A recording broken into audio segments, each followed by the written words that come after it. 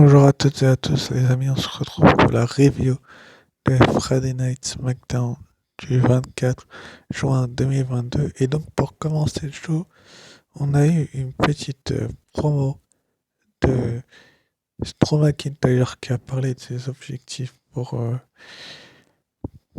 Money in the Bank, enfin pour le titre, tout simplement pour récupérer le titre.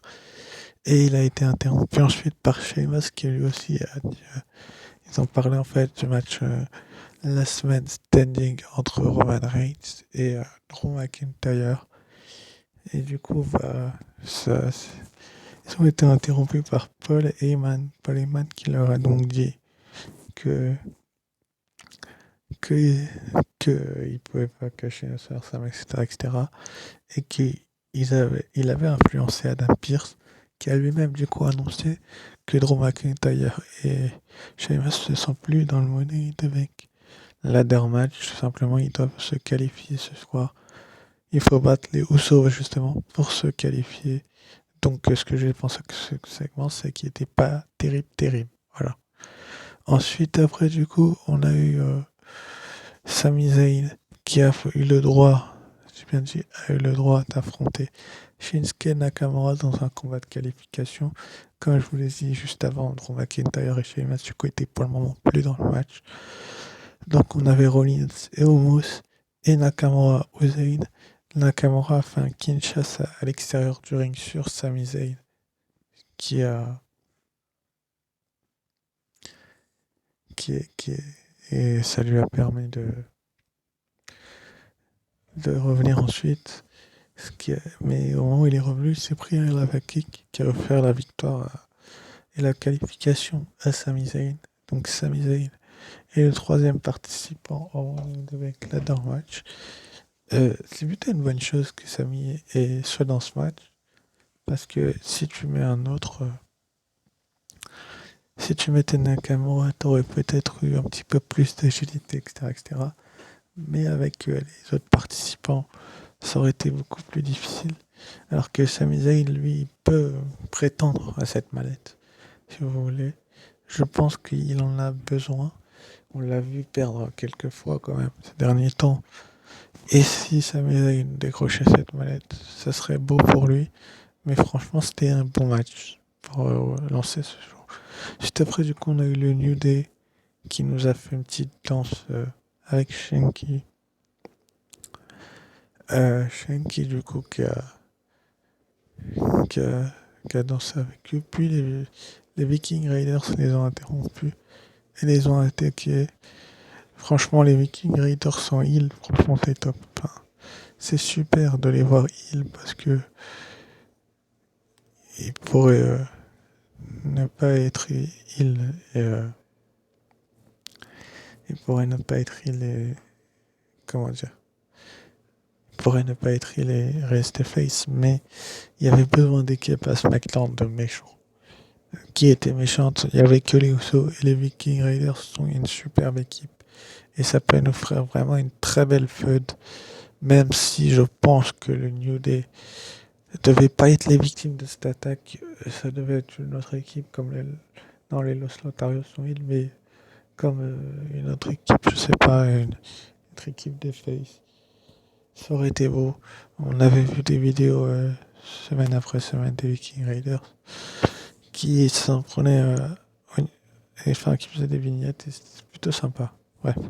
Juste après, du coup, on a eu Lacey Evans et Raquel Rodriguez qui ont fait un match handicap face à Sonia Deville. Sonia Deville qui a été se moquer un petit peu d'Adam Pearce dans les coulisses et se plaindre de ne pas être dans le Money in the Bank féminin. Elle n'y sera pas visiblement vu que la dernière place sera pour une représentante de Raw. Vu que le dernier combat de qualification pour une féminin était hier soir à SmackDown. Et la dernière qualifiée, je reviendrai tout à l'heure. Mais en tout cas, Sonia Deville n'y sera pas visiblement. Sauf miracle. Sauf une des participantes qui se blesse, mais ça m'étonnerait. En tout cas, Lacey Evans et Raquel Rodriguez sur lesquelles elle s'est moquée lui ont réglé son compte avec un énorme, magnifique Women's Right de Lacey Evans sur Sonia Deville pour offrir la victoire tout simplement à son équipe et c'était un bon match. Juste après, du coup, on a un petit segment de Natalia qui s'est un peu moqué de Ronda Rousey, euh, alors que Ronda Rousey était pas là, enfin pas là pour le moment. Elle s'est un petit peu habillée comme elle et assez free pour Ronda Rousey. Et franchement, elle a fait cru drôle, mais je pense que beaucoup de fans, ça les a agacés que, que leur catcheuse préférée se passe un petit peu, comment dire, qu'on se foute de sa tête tout simplement. Est-ce que Ronda Rousey apprécie ou pas? Vous aurez la réponse dans quelques minutes, enfin dans quelques secondes. Mais en tout cas, cette tenue de Natalia avec la peinture sur le visage, etc., c'était vraiment drôle. Et voilà quoi. Ensuite, après, du coup, il y a eu Ronda Rousey qui l'a interrompu et elle lui a dit: Est-ce que tu te crois marrante à te- t'habiller comme moi et des choses comme ça et à se moquer de moi?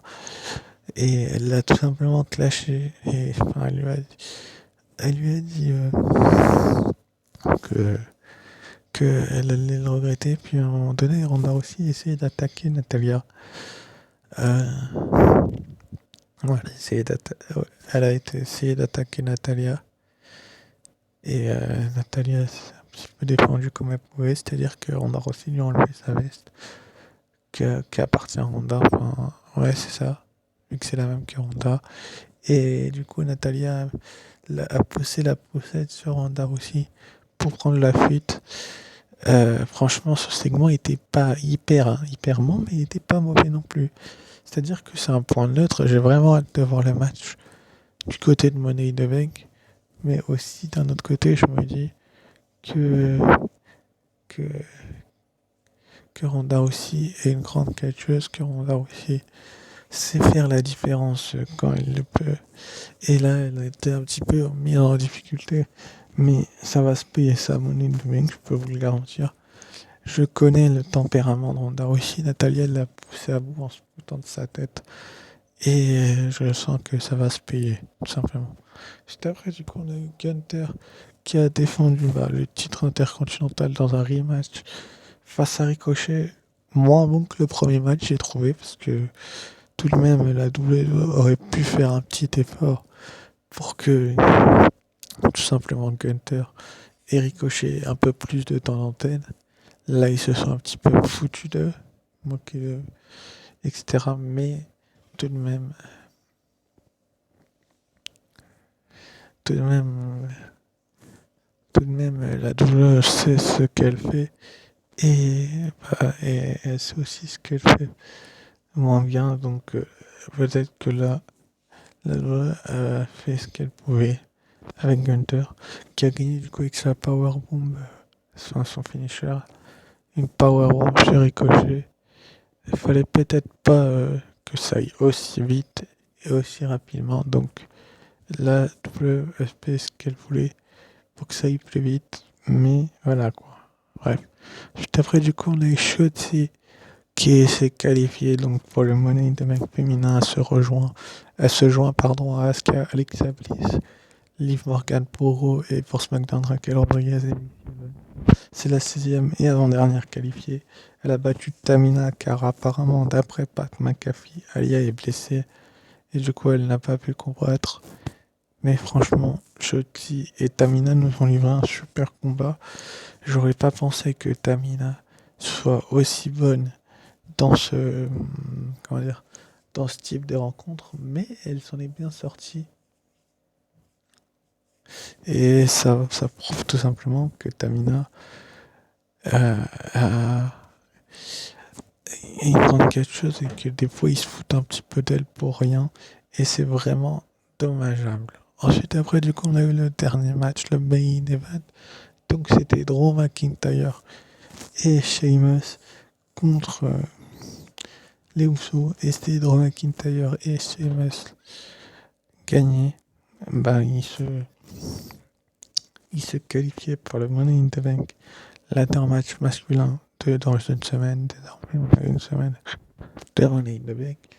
Et suite à un claim, c'est ça, de Drew McIntyre, sur Sheamus, Drew McIntyre et Sheamus, enfin sur les Usos, pardon, sur un des Usos, je sais plus lequel, je crois que c'était Jay. Du coup, Drew McIntyre et Sheamus ont récupéré leur place. Franchement, faire ça dans le show, donc les enlever pour les remettre, c'est complètement bête. Après, il reste une place pour un membre d'Hero et une place pour un membre de SmackDown. On verra la semaine prochaine qui seront les deux derniers qualifiés. Mais Sami Zayn, Drew McIntyre, Sheamus, Omos, Seth Rollins, ça a de l'allure quand même ce match. On a pas mal d'anciens champions du monde. Rollins, ancien champion du monde. Drew McIntyre aussi. Sheamus aussi. Sami Zayn, ancien champion intercontinental. Il n'y a que Omos qui a rien gagné en fait. Qui est dans ce match, mais qui est sur une bonne dynamique. Donc c'est plutôt pas mal de la part de la WWE que,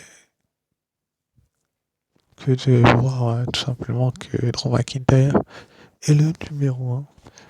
Il a quand même fait gagner son équipe, donc c'est qu'ils attendent plus de Drew McIntyre que de Sheamus dans la Money in the Bank. Pour ce qui est des derniers qualifiés, pour Raw, je pense qu'on va voir Cena. Donc il va faire ce retour au prochain Raw, il va sans doute s'annoncer dans le match, où il va avoir un combat de qualification. Et pour SmackDown, peut-être Madcap. Mais en tout cas, ce show était plutôt pas mal. Et sur ce, je vous remercie d'avoir suivi cette vidéo. Je vous dis à mardi pour la review du dernier Raw avant Money in the Bank. Ciao, bye.